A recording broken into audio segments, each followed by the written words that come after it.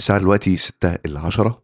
الواحد قايم النهارده بدري، فكرة إن هو أصلًا ما عرفش ينام بسبب إن عندي workshop كده في جامعة طنطا عن الUSMLE. فالواحد لمّا بيبقى وراه حاجة مهمة وخصوصًا it's my first time، يعني أول مرّة أعمل workshop وكده، فحابب تكون مفيدة جدًا للناس، وحابب إن أنا أطلّع لهم عصارة خبرتي آخر 6 سنين في موضوع المعادلة ده. أنا كنت بدأت معادلة من 2020 ومشيت في الطريق وارتكبت أخطاء بالهبل يعني، فحتى لو هم يعرفوا الأخطاء دي ويتفادوها هتبقى بالنسبة لهم إن شاء الله حاجة مفيدة. خصوصًا الطريق أصلًا أو الرحلة بتاعة المعادلة رحلة طويلة ومجهدة ومكلفة، فكل خطأ فيها بيكلفك وقت وفلوس زيادة، فإن أنت تستفيد من خبرات الآخرين وأخطائهم دي هتبقى حاجة يعني جميلة جدًا، أو حاجة هتسهّل عليك كتير جدًا في الطريق، لإن زي ما قُلت لك الطريق مش سهل والطريق طويل يعني.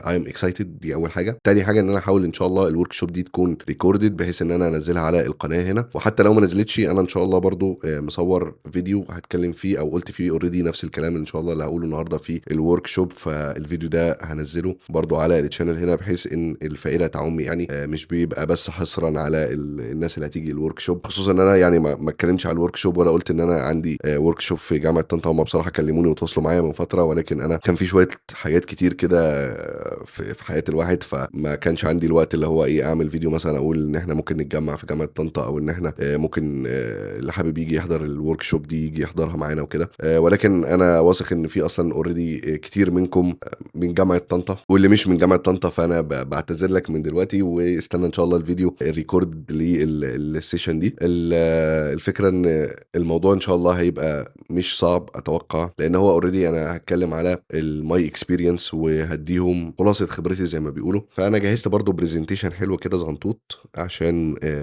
الدنيا تبان organized وما ننساش حاجة أثناء الworkshop يعني. فأتمنى يكون النهارده يعني يوم كويس، كل اللي هيحضر الworkshop يستفيد من الworkshop دي أقصى استفادة ممكنة، إن شاء الله يعني ده vlog كده هاشارككم فيه الvibes بتاعة الworkshop الpresentation إن شاء الله. وبس كده، هو لسه بدري. أنا تقريبًا الworkshop ميعادها الساعة 15:00، الساعة دلوقتي 6:00 ص. لسه بدري جدًا، فأنا باقي لي حتّة صغيّرة كده في الفيديو هاصوّرها الأول، وبعد كده ممكن أريّح شوية قبل ما أسافر بقى لطنطا، عشان أنا already مش في طنطا يعني، فلسه هاسافر وأروح هناك أقابل الشباب، وبعد كده نروح إن شاء الله على الworkshop دي. فالفيديو ده هيبقى عبارة عن vlog كده هاورّيكم فيه الvibes واليوم بشكل عام، عشان أنا حابب أdocument الexperience دي بصراحة يعني كfirst presentation أو first workshop، وعقبال workshops كتير جاية إن شاء الله. وصدقوني أي معلومة أنا باعرفها أو أي حاجة هتفيد حد أنا باحب جدًا أشاركها عندي في القناة هنا. فاتأكدوا إن أنتم عاملين like وsubscribe عشان ما يفوتكوش أي حاجة أنا هانزّلها بإذن الله. بس كده. الساعة دلوقتي 10، القطر بإذن الله الساعة 11، فيا دوب بقى الواحد ينزل يلحق القطر ويتجه إلى طنطا عشان نوصل طنطا في الميعاد بإذن الله. لا يعجز على الله عز وجل شيء ولا يهلك على الله إلا هالك، فتدعو ثم تدعو ثم تدعو ثم تقول لا إله إلا الله وحده لا شريك له، له الملك وله الحمد وهو على كل شيء قدير. أي دعوة تدعوها، أي طلب عندك، أي حاجة في صدرك، أي شيء تستعظمه وأي شيء تستكبره، الله يحققه ويأتي به ويجيبه لك ويحققه أمام مرء ومسمع منك. الله قادر. لا إله إلا الله. تدعو ثم تدعو ثم يأخذك الدعاء إلى أن تطلب وتطلب وتطلب من الدنيا والآخرة، حتى تذكر نفسك أن هذا ليس شيئا عظيما، وأنك لا ينبغي أن تستعظم على الله عز وجل شيئا. إذا سأل أحدكم ربه فليعظم المسألة وليعزم الرغبة، فإن الله لا مكره له. قال النبي صلى الله عليه وسلم: من فتح له باب الدعاء فقد فتحت له أبواب الرحمة. فتعيش يومك بين الإنابة والرجاء وحسن الظن في الله وانتظار الجميل منه، بين الحياء من كل ذنب فعلته تستغفره وتدعو الله أن يغفره لك، وبين الخوف من ذنوبك وبين الخوف من معاصيك، فهذا يفعل في قلبك الأعاجيب. السلام عليكم يا دكاترة، أخباركم إيه؟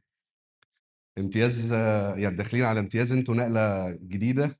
في حد هنا أصغر من دفعة 64 والّا كلنا دفعة 64؟ حلو. دفعة كام؟ سنة تانية، حلو جدًا على فكرة. هتستفيدي من المحاضرة أكتر واحدة من اللي قاعدين كلهم. المحاضرة النهاردة، أو هي مش محاضرة، هو أنا جاي أتكلم معاكم شوية عن الطريق لأمريكا اللي مهتم برحلة اليو اس ميلي، أو بطريق اليو اس ميلي إن هو عايز يسافر وياخد ريزيدنسي أو ياخد نيابة في أمريكا.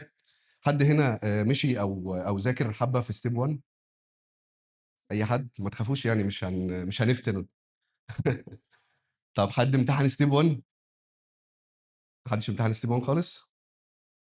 طيب يعني كلنا لسه في بداية الطريق أو بنفكر لسه إن إحنا نبدأ الطريق. طيب إيه الدوافع أو إيه اللي يخلّيك أصلًا تفكّر في طريق أمريكا مش أي معادلة تانية بالنسبة لكم؟ يعني إيه اللي ممكن يكون الmotivation بالنسبة لك ورا إنك تفكّر في السكة دي؟ الإيه؟ تمام الmedical training وإيه تاني؟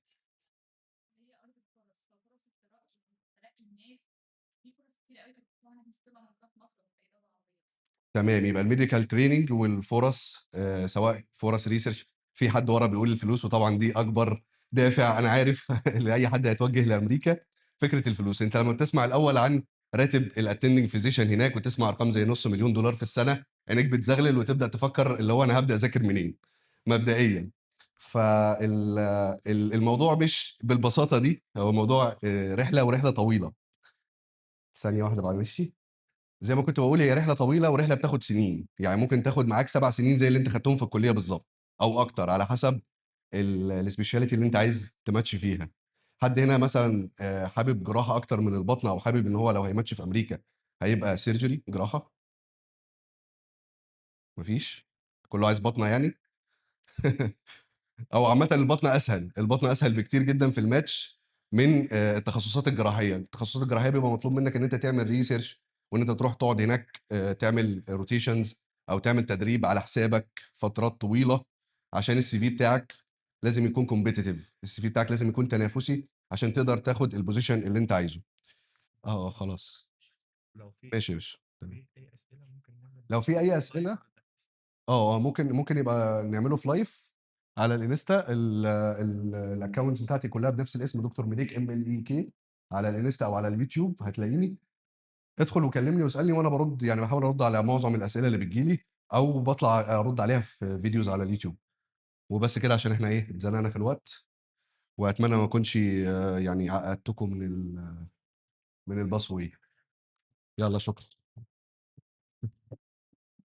رجعت متأخر شوية، ولكن المحاضرة كانت جميلة جدًا، فحبيت يعني أنا أختم الفيديو بإن أنا أشكر أولًا spot على دعوتهم ليّا عشان نعمل الworkshop العظيمة دي مع بعض. تاني حاجة أتمنى إن شاء الله إن أنا أشوف كل الشباب اللي حضروا معانا محضّرين US ميليه وعاملين match إن شاء الله في أحسن الأماكن في أمريكا. وزي ما قُلت في المحاضرة أنا مش حابب أكون هناك أبدًا لوحدي، وكل ما باساعد ناس أو أساعد حد إن هو يوصل إن شاء الله نتجمّع كلنا هناك، ويكون المجهود اللي إحنا بنبذله ده يجعل في community كده كويس، وcommunity يقدر يسند بعضه في أمريكا، زي community الهنود بالضبط اللي كنت باشوفهم هناك. ودي كذا مرّة أقولها في القناة عندي هنا، الcommunity بتاع الهنود community متكاتف كده وبيجيبوا بعض وبيحبوا يسهّلوا الدنيا على بعض هناك، فتلاقيهم متجمّعين دايمًا أو مجمّعين بعض دايمًا هناك في أمريكا. فأنا حابب إن شاء الله إن إحنا لمّا نعمل match نكون مجموعة كبيرة من شتى الكليات في مصر، ونعمل communities تكون فعلًا بتساعدنا إن إحنا نبقى من الleading experts، أو نبقى من الناس اللي هي الناجحة كمان في شغلها، مش بس إنها تعمل ماتش وبعد كده خلاص، لأ إحنا كمان ممكن نبقى community أكبر من كده بكتير بإذن الله.